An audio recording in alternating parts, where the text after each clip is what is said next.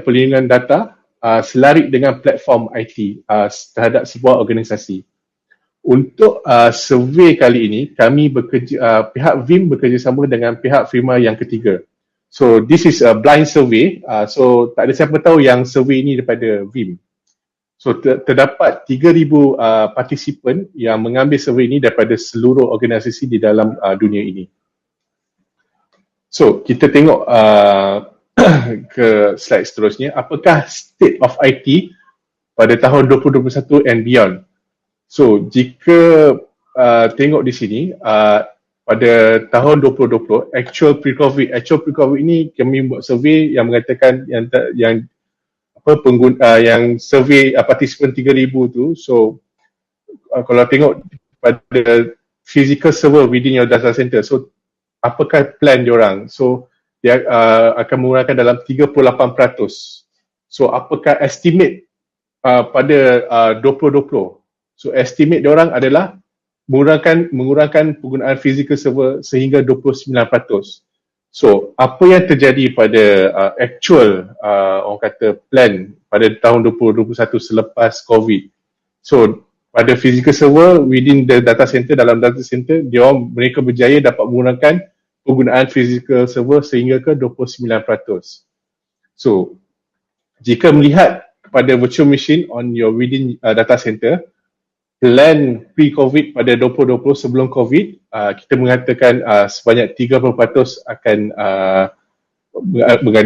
virtual machine dalam data center. So apakah estimate mereka dalam 2 tahun selepas itu? Maknanya apakah mereka plan daripada tahun 2020 sehingga 2022? So tiada perubahan, still 30%, maknanya dia orang tak ada plan lagi. And then apakah actual pada tahun ini, pada tahun 2021 adalah dia telah kurangkan kepada 23%. Kenapa? Sebab kebanyakan organisasi telah host virtual machines within a hyperscale or ke public cloud ataupun dia orang subscribe ke service provider. So ditengok pada carta di sini, so bila hosted virtual machine di public cloud ataupun di service provider menaik dadak. So plan pada tahun 2020 sebelum COVID adalah hanya sebanyak 32%. Dan estimate dia pada tahun 2022 adalah naik sebanyak 9% sahaja. So selepas COVID-19 melanda, pada tahun ni actual dia menaik dadak sehingga ke 47%. Maknanya setengah organisasi terpaksa orang kata kedepankan diorang punya plan terhadap digital transformasi ke depan, dan estimate pada tahun 2023 akan menaik sehingga 52% terhadap penggunaan cloud ataupun di service provider. So pada gelombang pertama wabak COVID-19 iaitu pada Mac sehingga Julai 2020, when it comes to cloud services, bagaimanakah kita hendak mencirikan strategi IT terhadap dalam sesebuah organisasi? So ini adalah keputusan survey yang diambil oleh participant sebelum ni. So sebanyak 8% dan 1% dia tak ada inisiatif lagi untuk penggunaan cloud services, and ada 1% saja dia reduce, mana dia kurangkan penggunaan cloud services. So sebanyak 19% dia slightly increase terhadap penggunaan cloud services, and then sebanyak 72% menggunakan peningkatan cloud services pada masa COVID-19 pandemic terhadap pada gelombang pertama itu.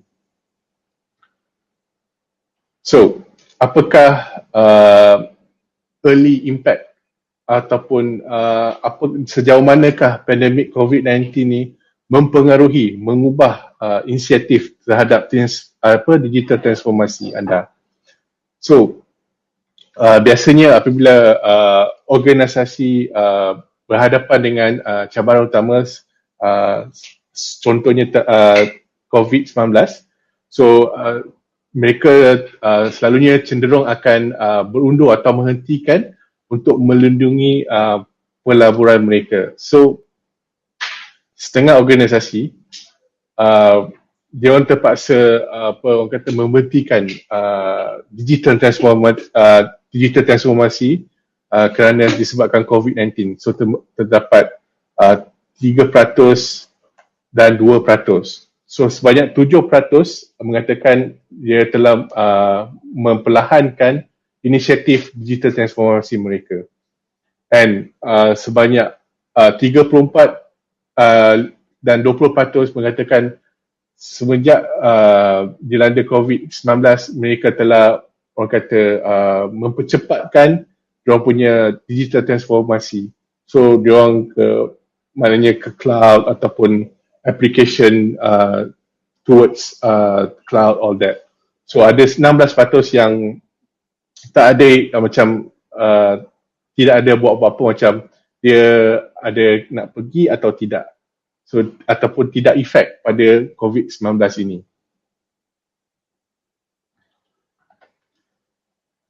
So apakah yang continues to change in this 2021 IT landscape? So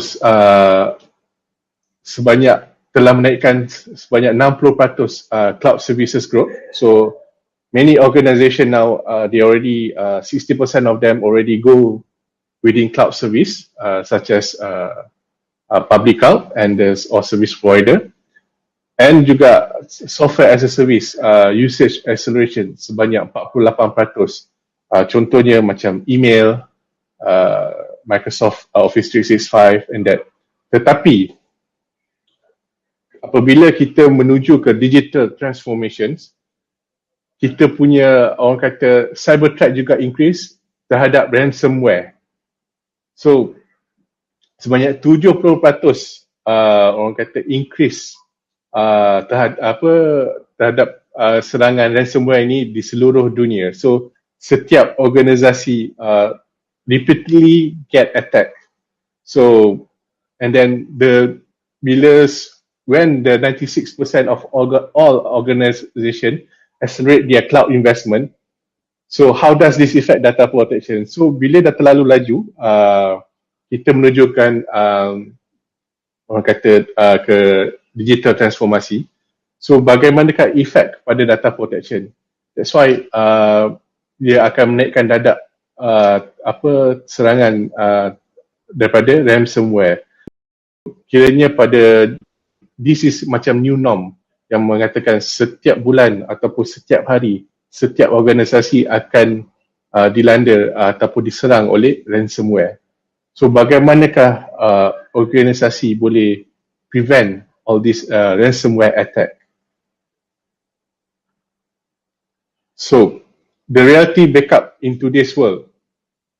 So kita tengok di sini percentage dia. So terhadap 37% backup jobs fail. Ini kerana bukan fail atau error, ataupun kadang mereka tidak check yang kadang bila backup itu dijalankan dia akan mengatakan sukses, tapi adakah data yang di dalam backup yang kita backup tu adalah betul ataupun healthy. Then of all restore job fail disebabkan data yang kita backup tu unhealthy ataupun tidak mungkin ada corrupt. So bila kita buat restore from the job, 34% of it will be fail. And then 23% of server terhadap infrastructure will be at least one unplanned outage. So setiap tahun mesti ada satu kali orang kata unplanned outage, macam server down, network down ataupun power outage.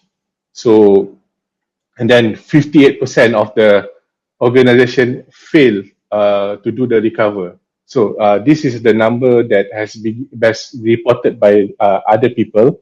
So this is not the number is provided from Vim. So it's reported by other people. So from here we know that data protection is struggling to keep up with the acceleration of modern platforms. So why change now? Why we need a modern data protection?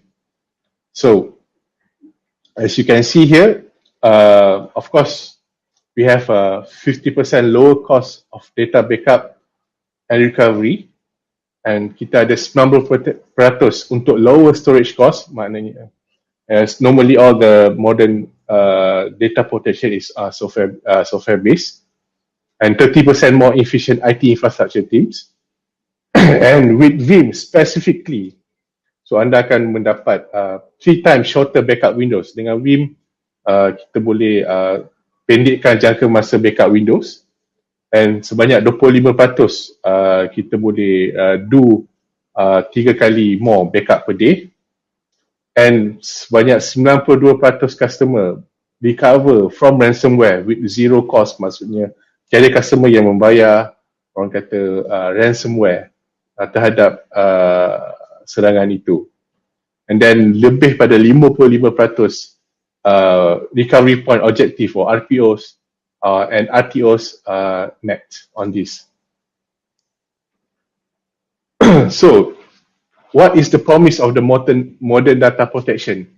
So we have data resiliency, so we can protect every workload. So setiap workload tu kita boleh protect either di cloud, physical ataupun virtual machines, and reduce operational costs, and we guarantee the recovery of the data protected. And then kita also have protect against ransomware. I mean, kita prevent daripada serangan ransomware, kita increase the data accessibility, and for data dexterity, kita boleh reuse our backup data as a, orang kata, test case, macam upgrade OS, upgrade application, patches, ataupun do a forensics, and we can do easier to do a business analytics and drive the productivity more.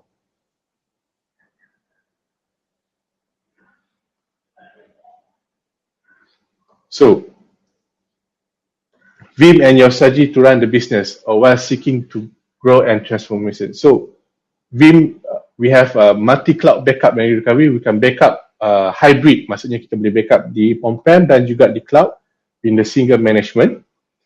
So, it's a automate data retention. It's a replication. Kita boleh simpan kita punya orang kata, data di cloud ataupun daripada cloud simpan di on-prem.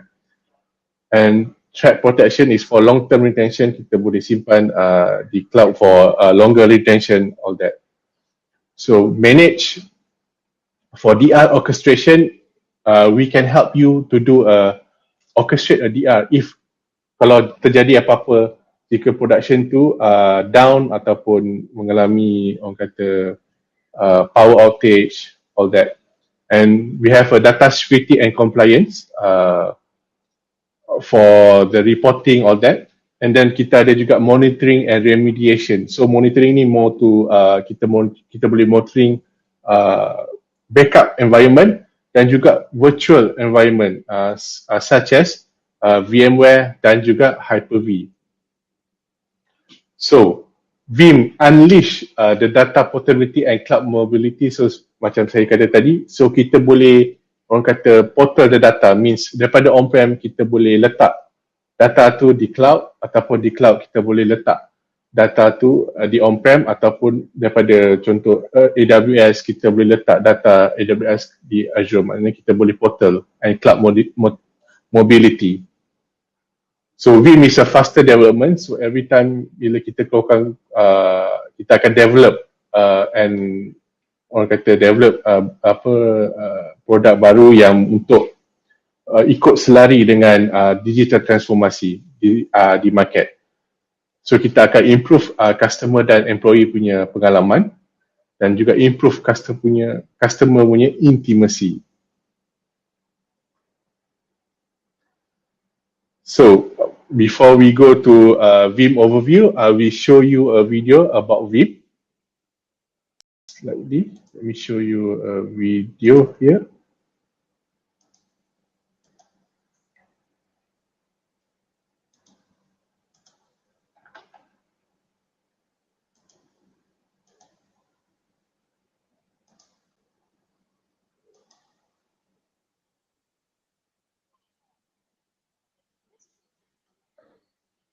Jazlan, tak ada voice Jazlan. Oh, tak ada voice Audio. Audio. Sekejap lah.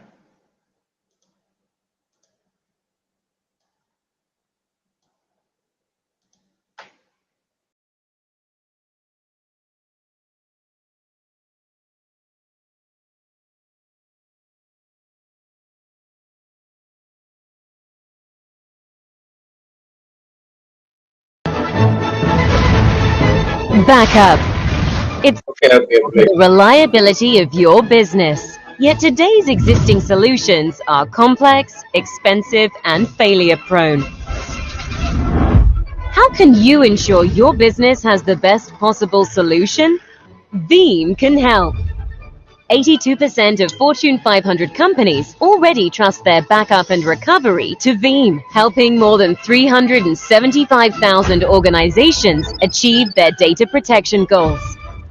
Have confidence that you are using the proven leader, with 91% of organizations rating Veeam 3.5 times higher than the industry average.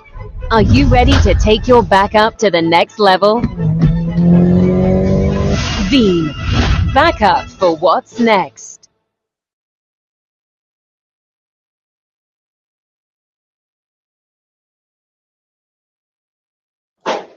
Alright. Let me share my screen again.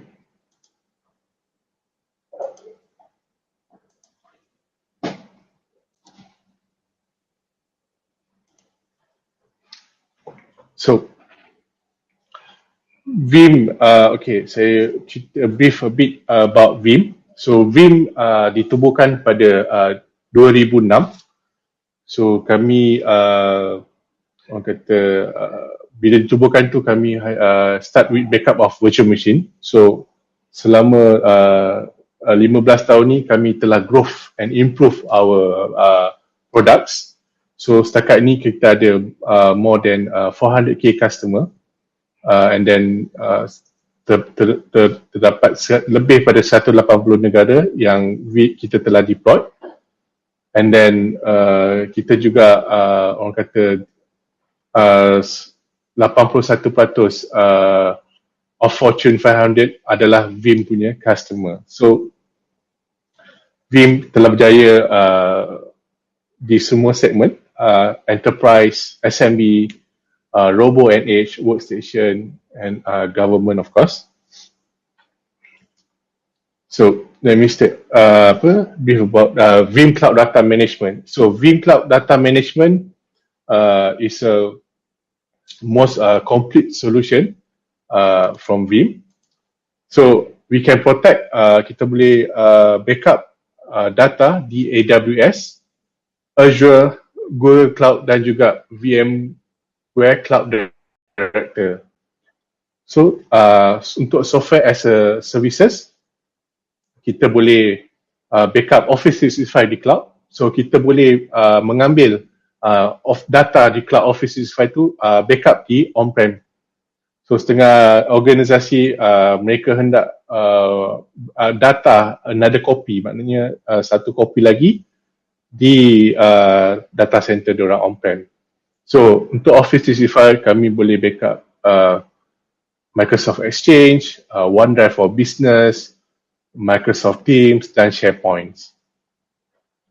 The application kita boleh buat database, Active Directory dan juga Kubernetes platform. So untuk Kubernetes platform pada tahun lepas bulan 10 2020 kami telah acquired satu company called Kasten yang orang kata memang expert untuk backup on the Kubernetes platform.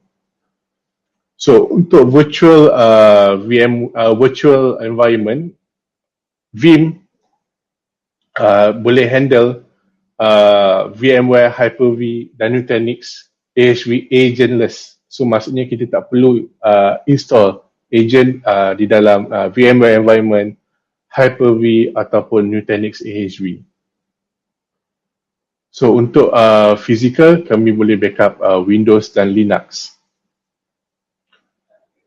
So untuk kita kata saya sebelum tadi, kita boleh buat on-premise dan public cloud. Kita boleh ada storage, analytic dan management API. Means Vim boleh integrate with the storage untuk melakukan storage snapshot, backup storage snapshots. And then kita ada our backup and replications, and then monitoring and analytics, Vim1, orchestration for automate DR, and data reuse, menggunakan balik data tu as a forensic ataupun to testing your environment. And juga Vim juga ada kita punya Vim Cloud Service Provider untuk jika if some organization want to do their offsite backup, then they can leverage also our service provider in Malaysia. So Vim Backup and Replication V11, so version 11. So Vim Backup Replication version 11 ni telah dilancarkan pada bulan 2, 25 hari bulan 2. So we have a 4-in-1 solution combining storage snapshots that integrate with most of the hardware vendors. Dalam satu produk tu kita ada backup juga, replication, dan yang terbaru adalah CDP, Continuous Data Protection, under a single platform. So Vim ni kita datangkan dengan 4 sekali solution in one platform. And kita juga telah enhance improve 150 on our product. So the main features in Vim Backup and Application version 11 is, first of all, of course, is the continuous data protection, hardened Linux repository, archive to cloud, and expanded instant recovery, and Vim Power Backup as a Service and DR as a Service.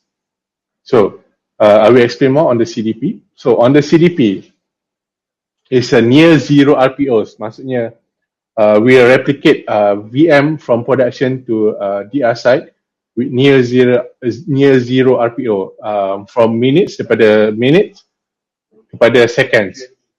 So minimum we can go, the replication is 2 seconds, but I would recommend is 15 seconds to do the replications. So we are not based on snapshots, we based on data. We leverage on VMware vSphere API IO filter. So it's more fast when you replicate the data from production to DR, because we are not leveraging on the snapshots. We're leveraging on the vSphere VAIO. So from that, boleh recover to the latest point in time ataupun point in time yang kita hendak. So contoh every 10 second kita boleh balik kepada point in time yang every 10 second ke belakang. So untuk hardened Linux repository ni is one of our new features. So hardened Linux repository maksudnya normally if you guys using Vim or heard about it, so sometimes we can do a Windows repository or Linux repository, but in this new V11 we harden the Linux repository. Maksudnya kita buat immutable. Maksudnya backup tu tak boleh delete. So any attackers like malware ataupun human errors, maknanya kita akan prevent on that. So and then kita boleh set the immutable, so selama 14 hari any attacker ataupun any human cuba modify ataupun delete, dia akan deny that deletion. Maknanya dia protect that data, prevent it from deletion and modification. So kita boleh set 7 hari, 14 hari atau more than that pun boleh. This is our new features on the hardened Linux repository.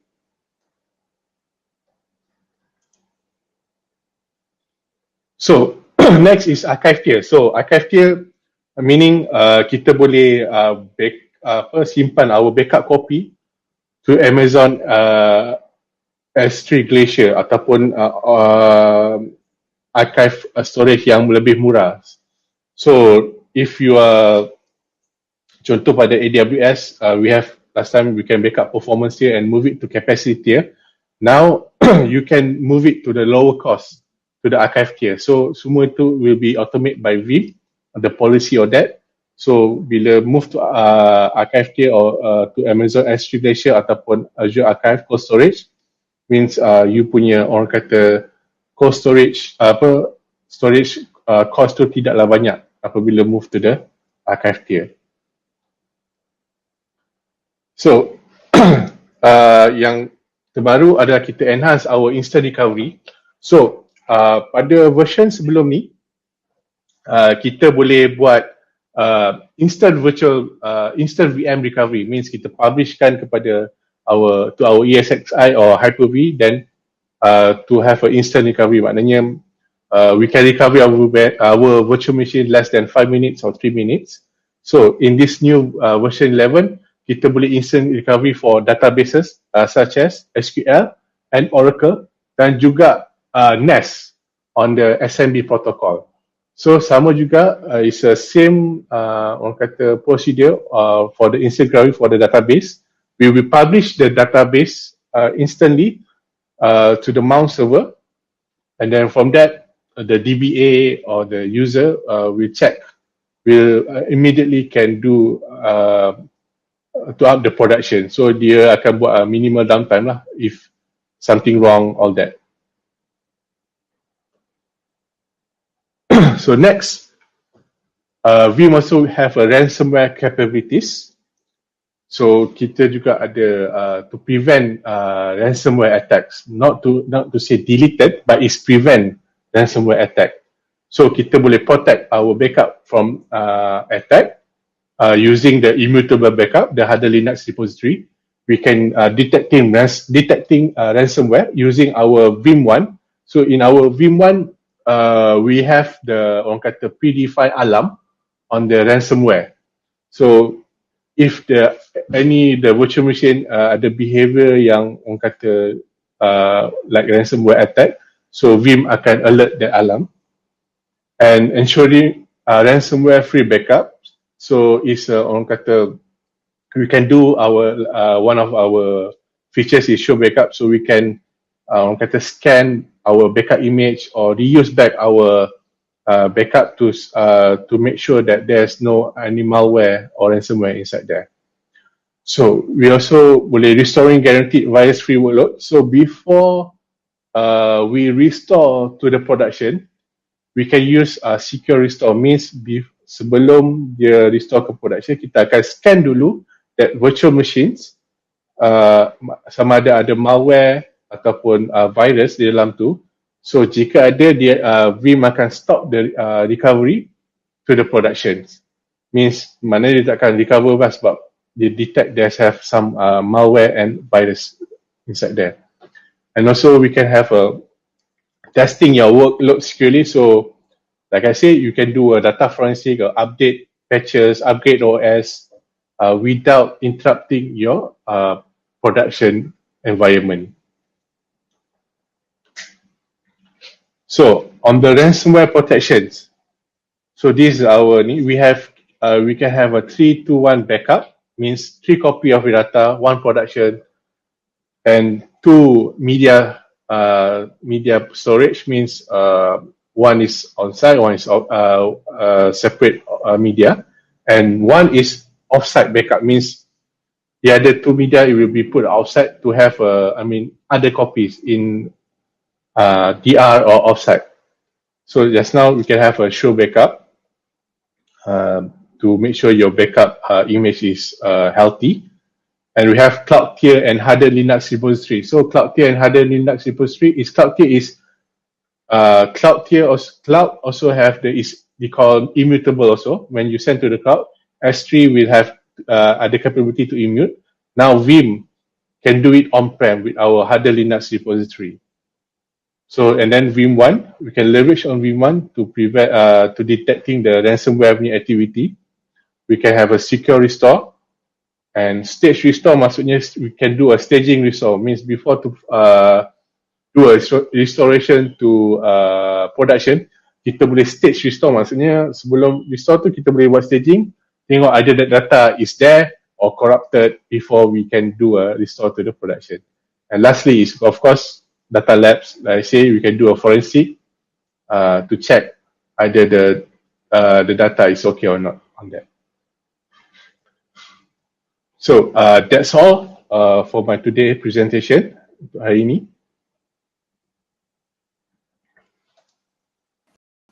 Thank you, Mr. Muhammad Izlan Farid. Now let's look at some of the Q&A. I think J. Muhammad also helped to answer some of the questions already in the text. Okay, anyway, the first question here from Natra TM Protigi GITN. Apps apa yang perlu kita guna untuk scan ransomware? So untuk scan ransomware tu, saya kata tadi kita boleh pakai kita orang punya Vim1. Kita dah ada predefined alarms untuk orang kata detect the activities of ransomware on that. Okay, for Natra, I think Encik Muhammad Mutakim minta email. Okay, alright. And then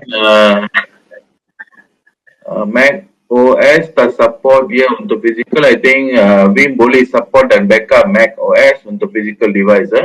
Ya, betul. So untuk Mac OS kita boleh backup on the file level lah.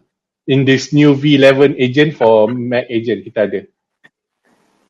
Okay. Mac OS kita tak boleh backup the whole thing, but kita boleh have a Mac agent to backup the file folder and file for now. Okay, I think itu saja soalan. So time is we got about another 15 minutes or so.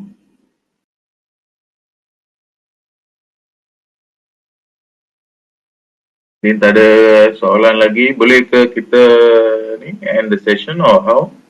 Is there anything else you want to add, Encik Muhammad Izlan? Tak ada apa. So if you wanna have to contact us. Yes. So if you want to contact us, I think my territory manager, Cik Faris Aziz already put the contact on the chat there. Our email. Okay. If there's the end, so I will wrap it up. Expect more from your data protection, Vim backup and replication version 11. Continuous data protection, hardened Linux repository, archive to cloud, expanded instant recovery, Vim powered BAAS and DRAAS. So these are the Vim backup and replication version 11 features and function.